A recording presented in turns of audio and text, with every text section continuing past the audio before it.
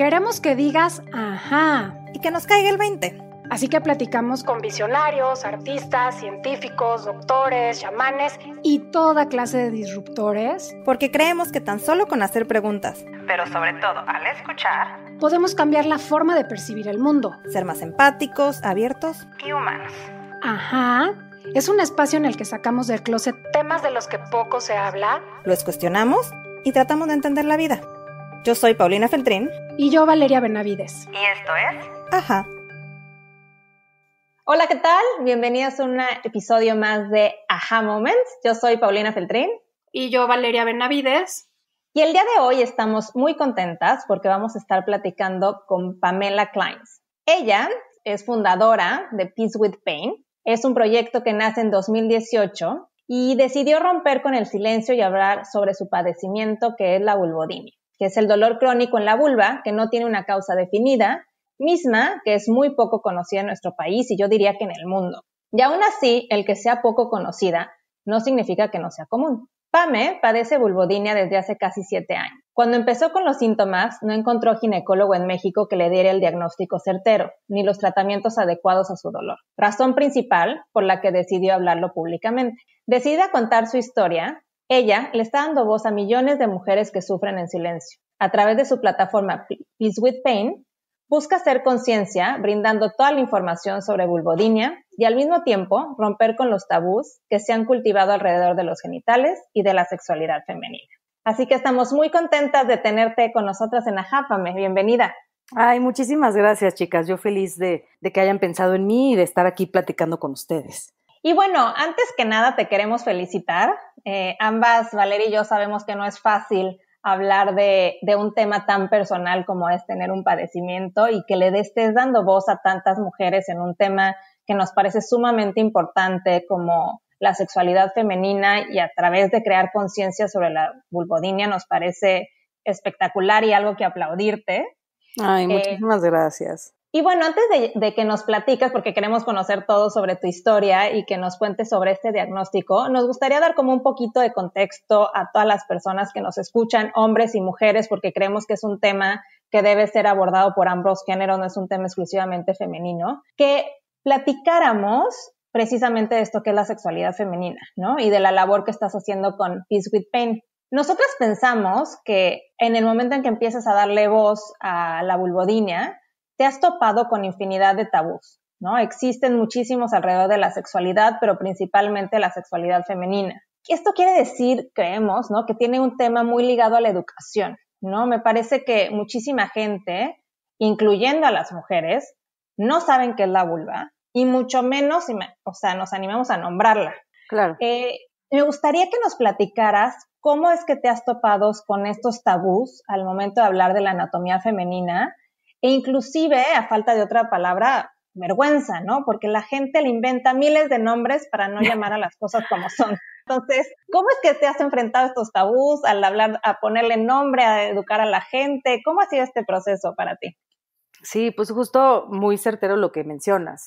Creo que al yo empezar con mis síntomas y empezar a entender un poco más de mi condición, me di cuenta que al ser un dolor específico en mi vulva, ¿no? Al tener que hablar sobre mis genitales, justo me di cuenta que yo no podía hablar de nada que tuviera que ver alrededor de eso, ¿no? O sea, porque no es lo mismo llegar a trabajar y decir, híjole, tengo migraña, o no voy a ir a trabajar porque me duele la rodilla o porque tengo dolor de espalda, a llegar a decir, me duele la vulva, ¿no? Entonces, justo un poco como que desde ahí empezó este cuestionamiento de decir, es algo, o sea, lo que yo tengo es algo que afecta a mi salud. Como, ¿por qué no podría hablar abiertamente de eso, no? ¿Por qué no podría yo mencionar abiertamente a mis genitales o a la vulva en este caso como si fuera cualquier parte natural del cuerpo, porque la es? Entonces, ahí empezó un poco como un proceso tanto como de investigación y sobre todo como de cuestionamiento personal, como decir, a ver, yo la palabra vulva honestamente, pues la empecé a adoptar justo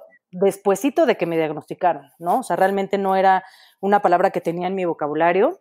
Antes decía yo vagina, no sabía diferenciar la vulva de la vagina, o sea, hablaba de vagina como en general, y sí es que la hablaba, ¿no? O sea, realmente, a lo mejor a mí en lo personal no fue como una palabra que me costara tanto trabajo, pero tampoco como que la gritas a los 4 vientos, ¿no? Entonces, creo que desde ahí para mí fue muy importante el diferenciar la vulva de la vagina, el entender que la vulva es el nombre que se le da a los genitales externos femeninos, ¿no? Entonces la vulva incluye el monte Venus o pubis, ¿no? Un poco más popular, el clítoris, los labios mayores y menores, el vestíbulo vaginal o la entrada de la vagina, la uretra, el perineo y bueno, hasta abajo está el ano, ¿no? Que digo, no es que sea el ano sea parte de la vulva, pero bueno, ¿no? Lo mencionamos como para tener como que todo la parte como de la anatomía, ¿no? Entonces, realmente la vagina es interna, ¿no? O sea, la vagina es un órgano que tiene más que ver con nuestra parte interna, que,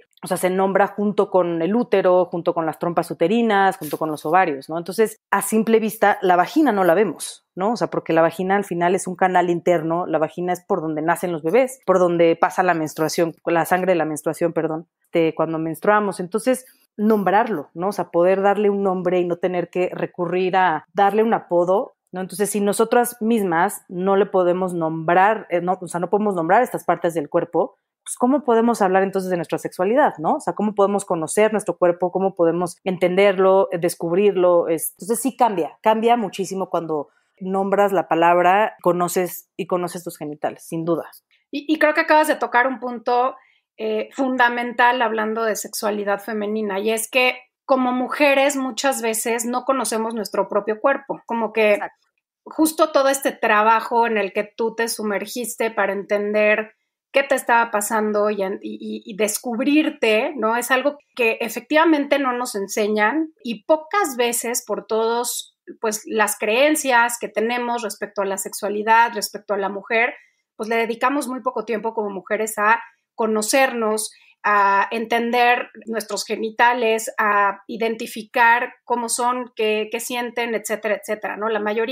Creo que la mayoría de las mujeres me atrevería a decir que no se han explorado, ¿no? Y que no tienen idea de que hay muchísimas formas y tipos de vulvas y es como que todo lo que vemos siempre está enfocado en genitales masculinos y nunca en los femeninos. Entonces, pues bueno, si se vuelve poco accesible, pues es mucho más complicado y tiene que ser como un interés propio y una curiosidad genuina, personal, el que hagamos este ejercicio, pero creo que muy válido sin tener ningún tipo de necesidad en términos de enfermedad, de molestia o lo que sea, sino simplemente porque es una parte de nuestro cuerpo importantísima y conectada directamente con nuestra sexualidad y con una parte sumamente pues propia, ¿no? De cada una, claro, con características muy, muy distintas. En tu experiencia, Pame, ¿cuántas personas, hombres y mujeres en general, reconocen las distintas partes de la anatomía sexual? ¿Por qué nos da pena llamar a las cosas por su nombre? Mira, les pongo como un contexto histórico que cuando lo leí me hizo muchísimo sentido. Justo esto no sé si haya información previa a esta, pero bueno, esto fue lo que leí, que los anatomistas en la Edad Media le llamaron a los genitales externos de la mujer, o sea, la vulva, con la palabra pudendum, que viene del latín pudere, que hace toda esta referencia a la vergüenza, ¿no? O sea, un poco para decirlo en inglés es to make ashamed. Entonces, esto significa que llevamos cargando con esta pena que fue impuesta por hombres, ¿no? O sea, desde la caída del Imperio Romano, ¿no? Culturalmente, la sexualidad de la mujer es vista por la sociedad como algo temible, algo que tenemos que negar, algo que se tiene que destruir, y creo que es importante mencionar este contexto histórico, porque al final del día creo que no es nuestra culpa, porque pues fue algo que nos impusieron. Entonces, otros como datos importantes que me gustaría mencionar, en el siglo XIX mutilaban o cauterizaban el clítoris de las mujeres que se masturbaban. A las mujeres que disfrutaban del sexo, los doctores les aplicaban sanguijuelas en la vulva y en el ano. A las mujeres que se quejaban de dolor durante el sexo con sus esposos, obviamente en esa época pues, con sus esposos, ¿no? Las llamaban frígidas, incompatibles para satisfacer al hombre. Entonces creo que desde aquí podemos ver que el placer, la satisfacción de la mujer no se tomaban en cuenta, ¿no? Y como que te cuestionas y dices, claro, ¿por qué deberían de tomarse en cuenta? Porque hablando como un colectivo, a la mujer se le educa a ver el sexo en términos de sumisión y de degradación. Creo que también se une a este contexto histórico que la mayoría en esa época pensaba que el dolor era parte de ser mujer. Y la triste realidad es que, o sea, estamos en el 2020 y en muchos casos las mujeres seguimos creyendo que el dolor es normal y que nos tenemos que aguantar. Lo repito mucho, ¿no? Que no es nuestra culpa sentir esa vergüenza porque sí fue impuesta un poco en un contexto pues social, cultural, político, pero sí sería nuestra culpa si hoy no cambiamos la narrativa de la historia. Entonces, de aquí empieza un poco como lo que mencionabas un poco al principio, Val, del romper con esta narrativa que carga con mucho estigma y con mucho tabú justo hacia la sexualidad femenina, ¿no? Claro, y justo como que tocas este contexto que es muy propio de México, aunque evidentemente también del mundo, Pame, que es que estamos inmersos en una cultura judeocristiana, donde al principio, pues, Eva es la que peca y la mujer es el cuerpo del deseo, pero también es del pecado. Exacto. Y existen muchísimas etiquetas que se nos ha puesto y siento que estamos viviendo un momento muy particular históricamente, yo creo que en el mundo para las mujeres, pero también en México, justo antes de entrar en la pandemia hubo toda esta manifestación de valorar las mujeres y de decir también valemos. Claro. Y me gusta mucho tu mensaje y lo que has tú puesto en Peace with Pain, porque hablas mucho como de equidad y como de abrazarnos y hacer equipo, ¿no? Siento que muchas veces en este afán por romper con estos tabús y con estas etiquetas, muchas mujeres se van al extremo, ¿no? Y entonces ahora es, por el contrario, mostrar en exceso el cuerpo. Y yo creo que debe ser un balance, y es una opinión muy personal, pero claro. Tú que estás siendo vocera de alguna manera de la sexualidad femenina, ¿cómo lo vives cuando hablas de este tema o cuando en tus redes lo pones en la mesa? ¿Cómo lo está viviendo las mujeres y también los hombres? Pues mira, yo creo que como que mi objetivo principal, por así decirlo, es dar información. Y sobre todo la información de una forma como muy transparente, con respaldos o sea, no por decir tanto médicos, pero de especialistas en el tema, o sea, que no solamente son ginecólogos, sino más bien especialistas en medicina sexual. Que digo, honestamente hasta ahora yo no he conocido a alguien aquí en México como experto en eso, o sea, realmente estos especialistas vienen de otras partes del mundo, con los que he generado comunidad a través de Peace with Pain, con los que he tenido bastantes pláticas y pues me parece como muy interesante porque ellos son los que realmente se están enfocando en el tema de la sexualidad y la medicina sexual. Aún más interesante que son mujeres las que están al mando de eso, ¿no?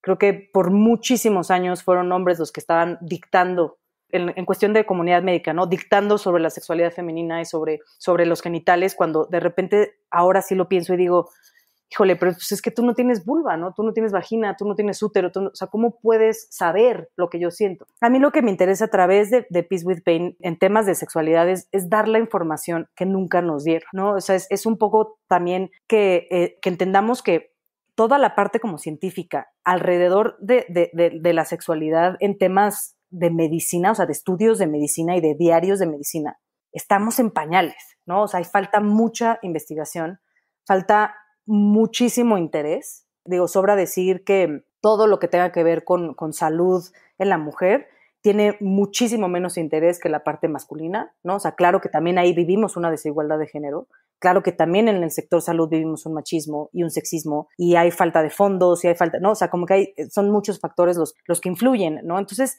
realmente de la poca información que se tiene. Justo el otro día vi, pues entre como meme post, ¿no? Que decía como de, o sea, llegamos primero a la luna antes de mapear lo que era el clítoris.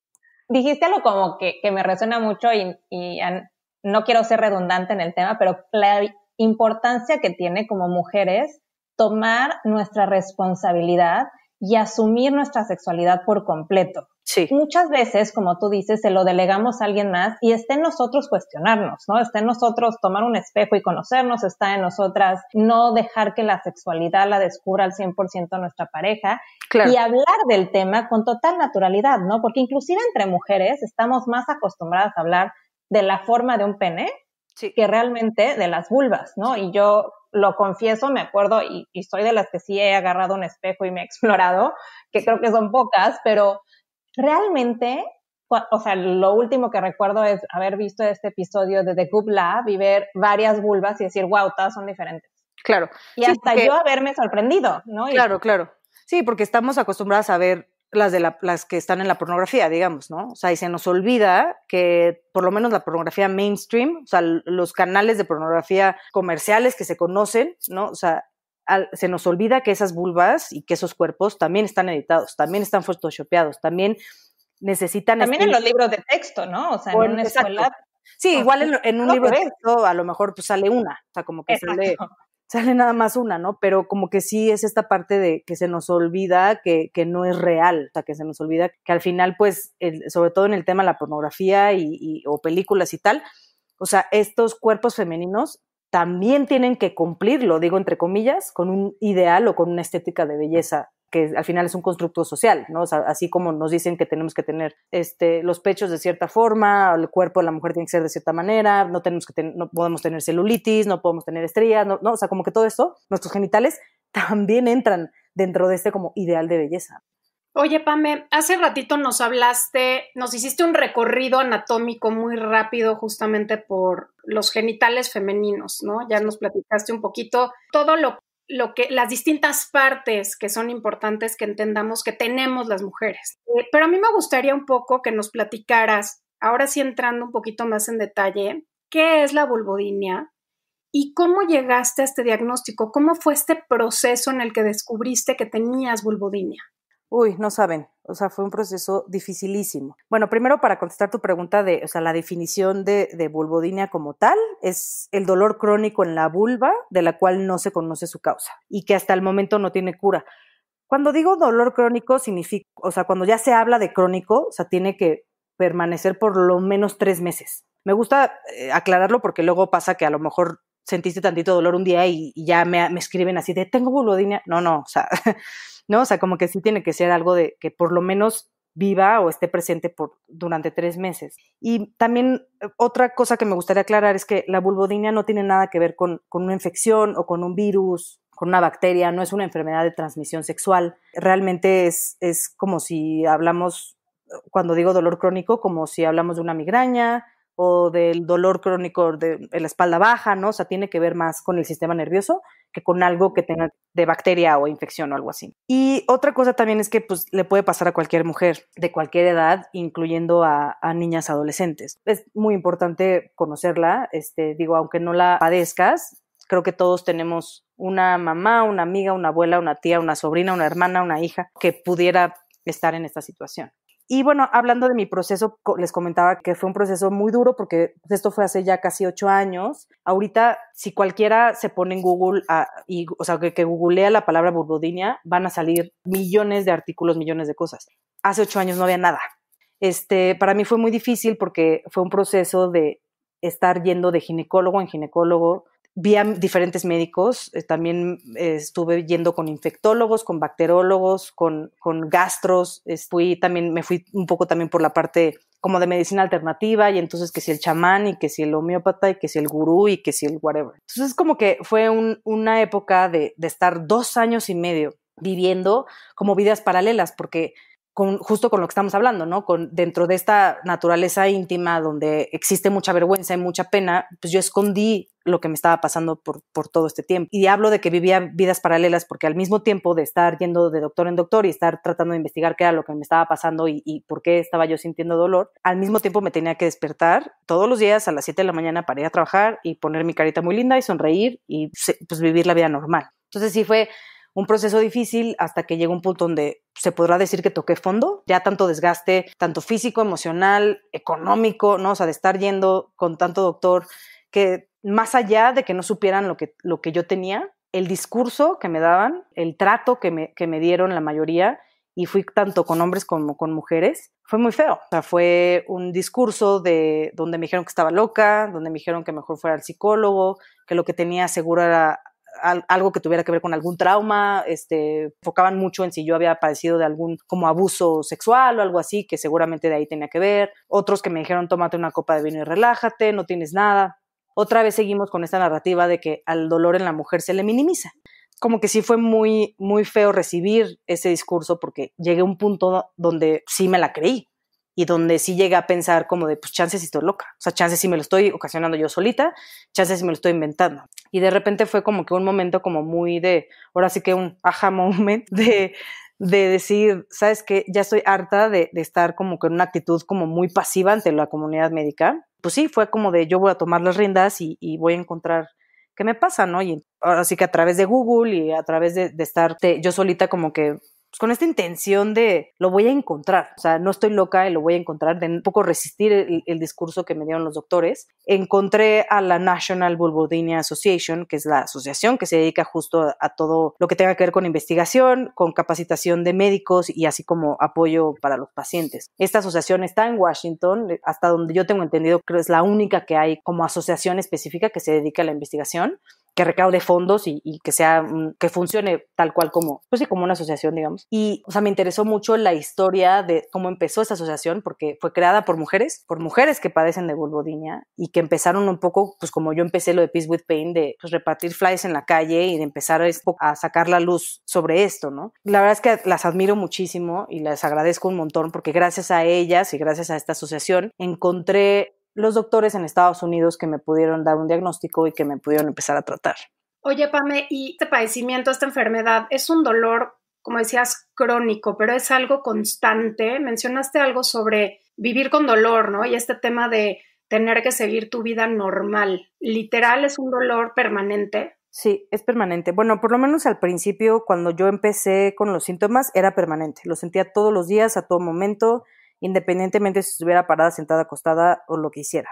Claro que ya llevo todo un proceso de muchos años de tratamiento donde ya tengo momentos donde sí está como controlado y sí lo he podido como disminuir lo más posible, aún teniendo de repente días malos donde sí hay algo que hice durante el día o lo que sea donde se me detona. Pero es un poco raro porque pues, como cada caso es diferente y cada mujer es distinta, pues hay algunas donde sí es crónico, pero pueden tener como periodos de alivio, por así decir, ¿no? Y hay otras donde pues sí es constante todo el tiempo, ¿no? Entonces como que varía dependiendo de cada caso. Oye, Pame, y hablabas de que en México hace falta más especialistas y que a ti fue como un calvario llegar a este diagnóstico, pero alguien que nos esté escuchando y que pueda sentir que pudiera estar padeciendo de vulvodynia, ¿cómo se trata y cuáles son, además del dolor, algunos otros síntomas que pudieran llevarlas a pensar que este podría ser su diagnóstico? Claro. Pues mira, hablando de los síntomas, pues es también como que importante entender que el dolor tiene muchos sinónimos, ¿no? O sea, a veces solo pensamos en dolor como en dolor muscular. Y el dolor también, o sea, el ardor también es dolor, la comezón también es dolor, la inflamación también es dolor, ¿no? O sea, como que hay muchas maneras de describir o de articular el dolor que, vuelvo a lo mismo, tampoco nos enseñaron, ¿no? O sea, entonces los síntomas, pues sí, se siente, es un ardor. Yo cuando lo describo es como si te echaran ácido en la zona vulvar, ¿no? O sea, es este dolor como muy agudo, muy como de que te está quemando, o sea, de que hay algo que te está quemando. Es muy parecido a lo mejor al de una infección de vías urinarias o una infección vaginal, entonces por eso luego se suele como confundir o suele ser difícil llegar como al diagnóstico. Algo que es muy importante para el diagnóstico es que en la comunidad médica le dicen diagnóstico de exclusión, porque el chiste es ir descartando que en efecto no sea una infección o que no, o sea, que no tenga que ver con algo más que sea lo que te esté causando esta incomodidad, ¿no? Y entonces ya cuando está descartado como que todo esto, ya se hicieron varios estudios y varios cultivos y todo esto, entonces ya se piensa que puede ser vulvodynia, ¿no? Y en cuanto a los tratamientos, hay muchísimos. A veces me cuesta un poco trabajo hablar de tratamientos porque, pues sobre todo aquí en México, porque no hay muchos como doctores que los puedan, o sea, no está como que tan accesible, por un lado. Por otro lado, son tratamientos muy costosos, son tratamientos también invasivos. Y entonces, como yo no soy médico y de repente no me gustaría sentirme con una responsabilidad como de quién soy yo para decirte que vayas y te sometas a una cirugía, ¿no? O que te sometas a algo. Pero al no ser médico, me siento un poco como con esta responsabilidad de tener como mucho cuidado y sobre todo porque sí me pasa que recibo como muchos mensajes de personas que esperan que les dé como la solución con una pastilla, con un antibiótico o con algo así, ¿no? O sea, como que están esperando que exista como algo muy fácil. Creo que también somos una cultura como muy de quick fix, ¿no? O sea, todo lo queremos, ¿no? Te quito la gripe en 3 días, en flaca en 4, ¿no? O sea, como que todo lo queremos en el momento rapidísimo. Y el caso de la vulvodynia es un proceso muy largo, es un proceso de prueba y error, es un proceso de entender que como cada mujer es distinta, lo que me funciona a mí puede no responderle de la misma forma a alguien más. Digo, hablando de tratamientos, hay desde cremas tópicas, ¿no? Como anestesia tópica, justo como para dormir el área. Hay un tratamiento de bloqueos nerviosos, como mencioné hace ratito, que les decía, ¿no? Que tiene que ver con, la vulvodynia tiene que ver con una neuropatía, ¿no? Con algo neuronal. Entonces es entender toda la parte de cómo funciona el sistema nervioso y las señales que le llegan al cerebro que son estas señales de dolor, ¿no? Entonces hay un tratamiento de bloqueos nerviosos que es un poco como, podemos decirlo como, por ejemplo, la epidural, pero estas inyecciones van directo como en el nervio. Hay tratamientos que en mi caso ha sido como lo que mejor me ha funcionado, que es la fisioterapia de piso pélvico. Pero bueno, claro, esto se tiene que hacer de la mano de un fisioterapeuta, ¿no? Especializado en piso pélvico. También han habido muchos estudios que se reportan o indican que la acupuntura ha sido como de gran ayuda a muchas mujeres. También hay, como dije hace ratito, una cirugía. Esa yo en lo personal no he llegado a ese punto. Creo que esos han sido como casos ya muy, muy, muy extremos. Se recomiendan también muchas medicinas, por ejemplo, que les dan a pacientes con fibromialgia o con alguna otra enfermedad autoinmune. Son medicinas fuertes, ¿no? Son medicinas que tienen unos efectos secundarios muy fuertes. Y creo que lo haces muy bien, Pame, porque tocaste un punto que es fundamental en cualquier padecimiento, que es la voluntad del paciente. Claro. ¿No? O sea, todos somos diferentes y al final del día sí hay un tema que tienes que ir muy acompañado de tu médico, pero también hay una responsabilidad y un asumir tu condición cuando eres paciente de cualquier padecimiento. Exacto, y es que además también siento que tenemos mucha esta costumbre de automedicarnos. Pame, ¿cómo es que decides abrir este tema? ¿De dónde sacaste ese valor para hablar de un tema tan complejo, tan personal, tan privado y tan poco común de hablar abiertamente? ¿De dónde sacaste ese valor para compartir tu historia? Honestamente no sé, no sé de dónde lo saqué. De repente me sigue pasando que me sigo poniendo como en una posición muy vulnerable, o sea, me sigue poniendo en una posición vulnerable. Eso creo que pues nunca se va a ir, más bien es como darle la bienvenida y aceptar que pues es una parte vulnerable y es una parte como de exponerse, ¿no? Pero creo que fue más fuerte o más importante entender que si no lo hacía yo, sentía que nadie más lo iba a hacer. Para mí como que en su momento, antes de empezar la plataforma, yo creía que era la única mexicana que lo padecía, ¿no? Porque bueno, tuve el privilegio y la suerte y le agradezco muchísimo que me pude ir a Estados Unidos y empecé a tener mucha más información, a conocer a más especialistas involucrados en el tema de desórdenes vulvovaginales. Y entonces al yo tener como que esta información, digo, yo estudié comunicación, ¿no? Soy comunicadora, entonces como que me sentí con una cierta como responsabilidad de, yo tuve la oportunidad de poderme ir fuera del país y de recibir un diagnóstico de alguien como muy bueno y de un especialista. Entonces me sentí con cierta responsabilidad, definitivo. O sea, como que uno también fue esta necesidad propia de decir, no puedo ser la única mexicana, o sea, tiene que haber más, ¿no? Y entonces un poco como de romper el silencio y decir, a ver quién levanta la mano, quién más hay afuera que esté pasando por lo mismo que yo. Y pues sí, te digo, esta necesidad de dejar de vivir como esta vida paralela y como que liberarme, ¿no? O sea, un poco como, por eso se llama Peace with Pain, ¿no? Porque estoy haciendo las paces con el dolor, buscando mejores maneras de sí llegar a tener una calidad de vida normal, entre comillas, por así decirlo, y sobre todo como esta necesidad de que se reconozca como una condición ginecológica en nuestro país, que ya no exista este discurso de es emocional, ve al psicólogo, ¿no? O sea, que los ginecólogos sí lo reconozcan, invitar a los nuevos médicos o los estudiantes, los que están estudiando medicina, a que se pueden especializar en condiciones vulvovaginales, ¿no? Que se pueden especializar en dolor sexual. Qué mejor, se me hace lo más cool como médico decir qué mejor que voy a ayudar a las mujeres a tener una mejor vida sexual. Y por otro lado, pues animar a más mujeres a que rompan el silencio, ¿no? A que se sienta que sí hay demanda, ¿no? O sea, sí hay muchas mujeres que sí están sufriendo en silencio, sí hay muchas mujeres que no tienen los recursos para atenderse. Oye, Pamela, ¿hay algún número, alguna estimación que en esta asociación se tenga de cuántas mujeres pueden padecer de vulvodinia?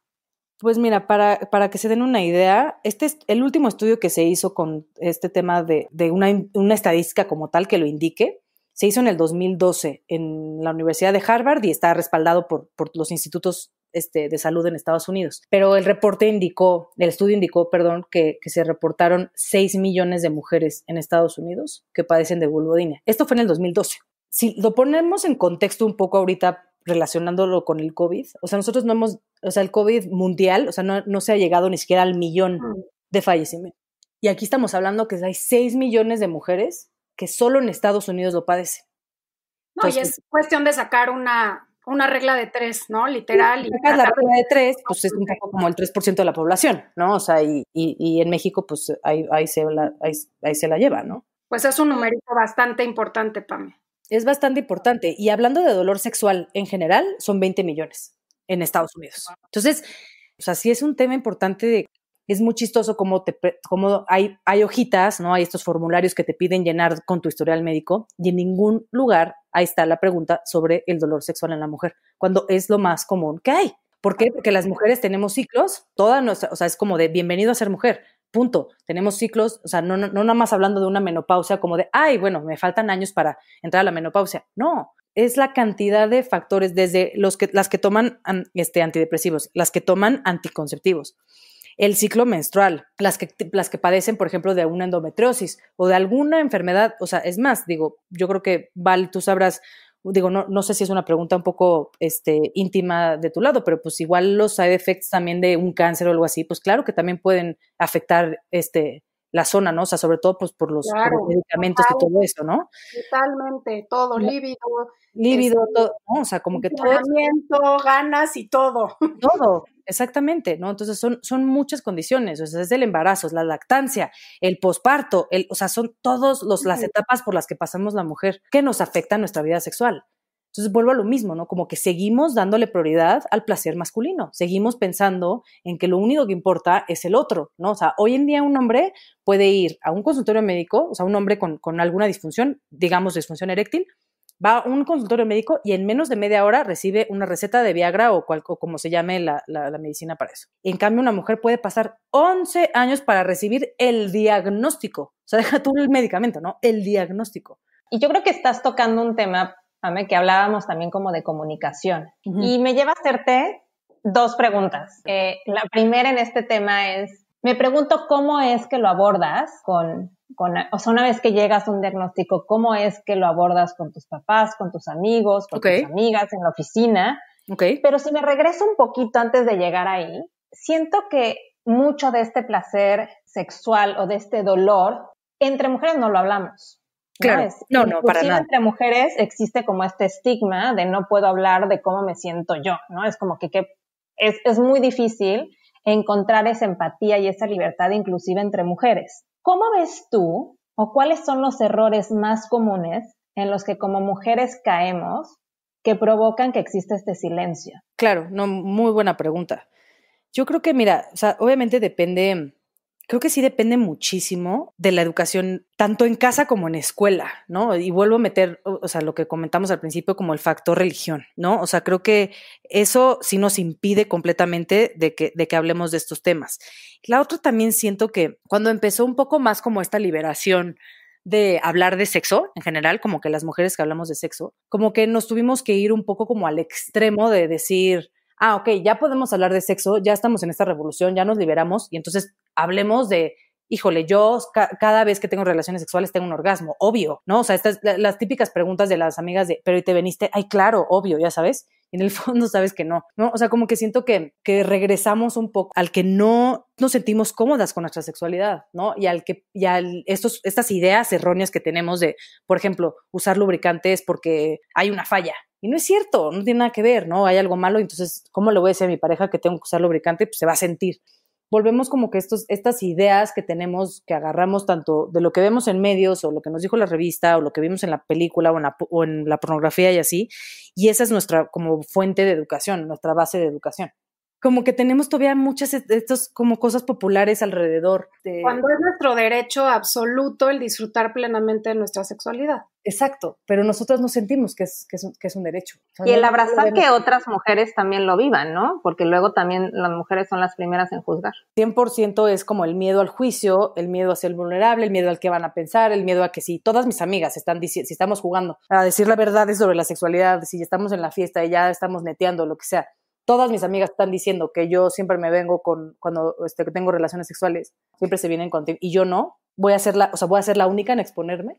Creo que sí es un tema como muy de cada quien como lo quiera abordar, pero es importante hacerlo desde un lado ya como con un reconocimiento y una aceptación del padecimiento como tal, ¿no? O sea, no rechazarlo, no resistirlo. Cuando estamos en esta postura que yo estuve por muchos años, de frustración, de miedo, de estar todo el tiempo con esta parte como muy negativa, de una depresión espantosa, de quererme suicidar, o sea, son muchos, claro, o sea, pasé por todo ese procedimiento, no crean que fue como que de un día para otro. Y creo que además lo haces muy evidente en todos los recursos que tienes en tu sitio Peace with Pain. Creo que una de las cosas que que me resuena muchísimo, con la que me identifico mucho y sé que Pau también, es esta conexión con un trabajo que no es solo en la parte física, sino también en la parte emocional, en la parte espiritual, y creo que al darnos esta respuesta nos abres también esa posibilidad de ser empáticos, esa posibilidad de ser auténticos y genuinos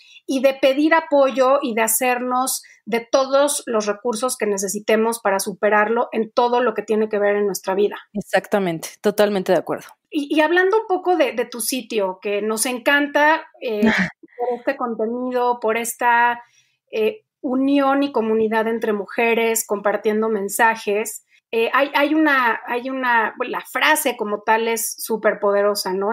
Peace with pain, claro. Hacer las paces con las paces el dolor. Con el dolor. Sí.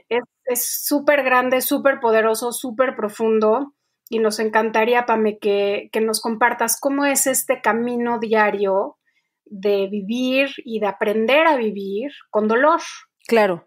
Sí, es chistoso, porque sí es así como de que aprender a vivir con dolor puede tener como mucho debate, ¿no? Porque ¿por qué tendríamos que aprender a vivir con él? Creo yo que viene desde un lado como esta parte que dices de sanación un poco más espiritual, un poco más de mental health o emocional, ¿no? De incluir a nuestra rutina diaria la meditación, el mindfulness, técnicas de respiración y de relajación, estar más enfocado.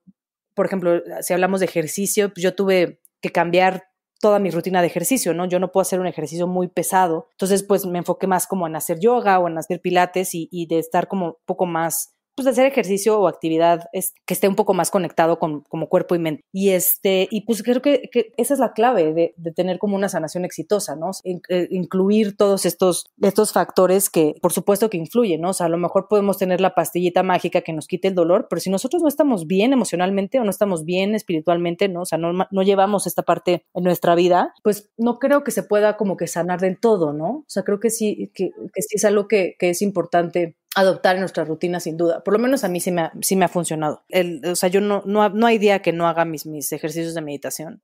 No hay día que no haga ejercicios de agradecimiento, ¿no? O sea, como que dentro de todo es como de, que podría pensar muchos días, qué injusticia, ¿no? O sea, vivir con un dolor y sobre todo en esa parte de mi cuerpo, pero de repente también está esta parte de dar gracias y decir, o sea, pero puedo caminar, puedo bailar, puedo hacer ejercicio, puedo todo lo que tenemos a nuestro alrededor. Entonces, si nos enfocamos más en lo positivo, pues le vamos quitando este poder a la parte negativa, ¿no? Algo como muy importante de las personas que vivimos con dolor es entender que nosotros, o sea, que el dolor no nos define como personas, ¿no? O sea, que el dolor no es todo lo que somos, no es solo una parte. Claro, sí. Nos encanta cómo lo abordas, Pame, porque creo que es algo que lo hemos dicho mucho en este programa, de abrazar cualquier situación y cualquier reto que se nos presente desde una visión mucho más holística, porque sentimos que solo así llegamos, ¿no?, a la sanación. Nos has llenado de sabiduría en este episodio, Pame, y nos encanta cómo nos has llevado a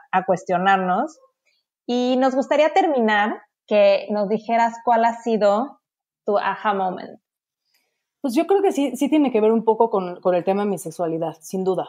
Creo que cuando me llegó un poco como, ahorita que justo mencionaste, Val, de que nos cae el 20, en la década de mis 20s, o sea, justo viví mi sexualidad de una sexualidad muy falocentrista, una sexualidad muy enfocada en el placer del otro, y fue justo hasta que cumplí 30, o sea, hasta mis 30, y en la relación en la que estaba en ese entonces, que fue un poco también al mismo tiempo que empecé con los síntomas, pero sí tuve como ese aha moment de empezar a darle prioridad a mi placer, de darme cuenta de que mis relaciones pasadas, o sea, en ningún momento tenía yo, o sea, hasta de serles honesta y decirles que el primer orgasmo que tuve en pareja fue justo hasta los 30. Ese fue como justo el 20 que me cayó de yo solita decir, no vuelvo a regresar a lo de antes, ¿no? O sea, esto es en lo que me tengo que enfocar, esto es la prioridad que le tengo que dar, y gracias a la relación en la que estaba y con la persona con la que estaba, que me lo hizo, o sea, más allá de hacérmelo sentir, o sea, pero de hacerlo saber de